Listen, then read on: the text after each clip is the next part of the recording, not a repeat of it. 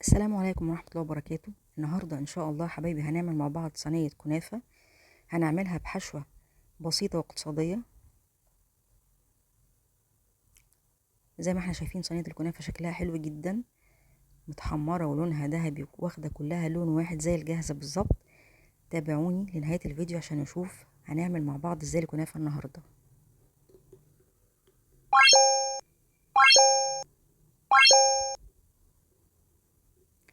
اول حاجة هبتدي اجهز في الحشوة بتاعتي. زي ما قلت لكم دي حشوة بسيطة اقتصادية. هستخدم فيها كوباية من دقيق السميد،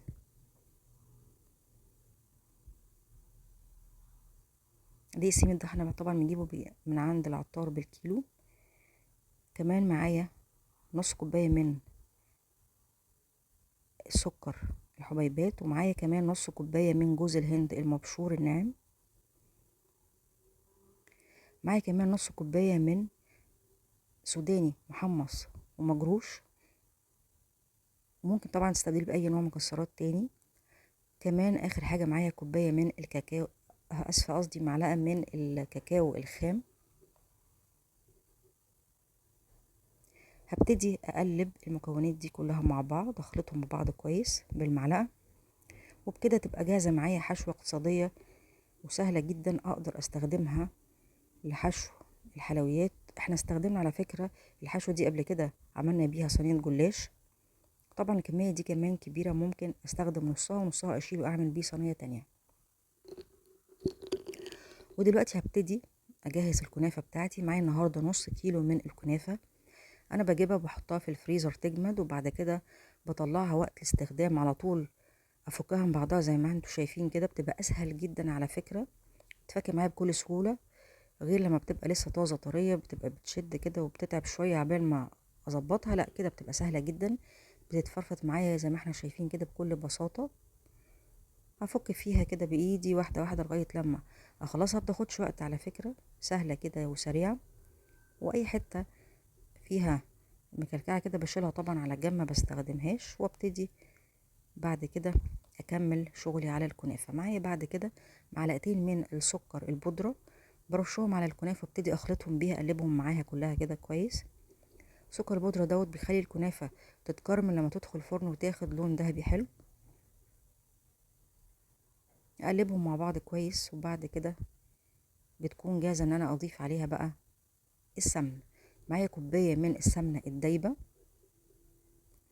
بدوبها بس مش محتاجة اسخنها طبعا، يدوبك بتدوب معايا السمنة. وببتدي اوزعها على الكنافة علشان اقلبها معاها، اوزعها على الكنافة كلها واغلف بيها الكنافة بالكامل. بايدي كده لازم الف الكنافة مع السمنة، اتأكد ان السمنة وصلت الكنافة كلها بالتساوي. ده طبعا بيخلي الكنافة لما تدخل الفرن تاخد نفس التحميرة ودرجة اللون للصينية كلها بنفس الدرجة.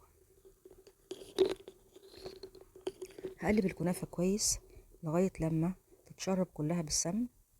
بعد كده الكنافة بتاعتي جاهزة ان انا ارصها في الصينية.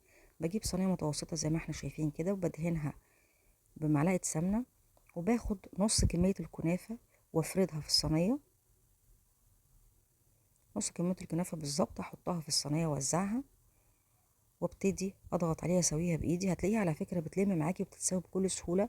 ده طبعا لان الكنافة دي متشربة بالسمن، فتلاقيها بتلم على بعضها، بتتماسك وبتتساوي معايا بكل سهولة. بعد ما فردت نص كمية الكنافة في الصينية، هجيب الحشوة بتاعتي وابتدي اوزعها على الكنافة بالتساوي زي ما احنا شايفين كده.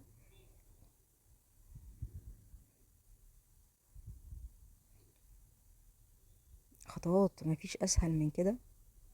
في 10 دقايق بتكوني مجهزة صينية كنافة هايلة تدخل الفرن، يبقى عندك حاجة حلوة بكل بساطة وسهولة. هجيب بقى دلوقتي النص التاني من الكنافة وابتدي انزل بيه على الصينية واوزعه بنفس الطريقة اللي عملت بيها الطبقة الاولانية، وهفردها برضو كده بضغطة خفيفة. هتلاقيها بتتماسك وبتلم معاكي وبتتساوى في الصينية. مهم جدا طبعا عشان شكل صينية الكنافة يطلع حلو ان يبقى ليها نفس الارتفاع من كل الجوانب، تبقى متساوية. عشان تطلع شكلها متناسق وحلو. بعد ما بفردها طبعا هدخلها الفرن، فرن متوسط على الشبكة في نص الفرن، تاخد تقريبا ساعة الا تلت لساعة الا ربع في الفرن على نار هادية قوي. وبلفها كل 5 دقايق كده، الف الصينية لفة بسيطة علشان اضمن انها تاخد نفس التحميرة.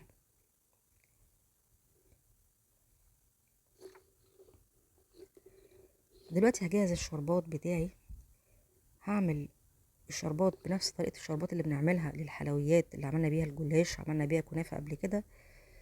هحط كوبايتين من السكر وكوباية من المية، عليهم عصير ليمونة متوسطة، بس كده مش اكتر. لو حابة تضيفي فانيليا طبعا ممكن. وبسيبهم يغلوا على النار تقريبا 10 دقايق لغاية لما ياخدوا القوام بتاع الشربات اللي احنا متعودين عليه في الحلويات. هعمل شربات طبعا وبسيبه يبرد عشان لما تطلع صينية الكنافة من الفرن سخنة احط عليها الشربات بتاعي بارد.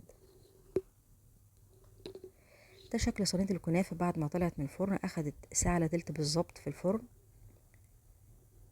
طبعا انا بشغل عليها من تحت ومن فوق عشان تاخد نفس درجة اللون، محتاجش اقلبها. في ناس بتقلب صينية الكنافة عشان تحمرها من الجنبين. لو بتشغلي عليها من تحت بس طبعا ممكن، مفيش مشكلة. بس لو عندي فرن هشغل من فوق وتحت، يبقى هتاخد نفس درجة اللون والتحميرة، مش هحتاج اقلبها. هبتدي اسقيها بالشربات اللي انا مجهزاه. زي ما قلنا صينية الكنافة طالعة من الفرن سخنة والشربات بتاعي بارد. لو الشربات بارد يبقى هحطه على الكنافة سخنة. لو الشربات بتاعي سخن يبقى احطه على الكنافة بعد ما تبرد. يعني بعكس حاجة باردة وحاجة سخنة. ده بالنسبة للكنافة.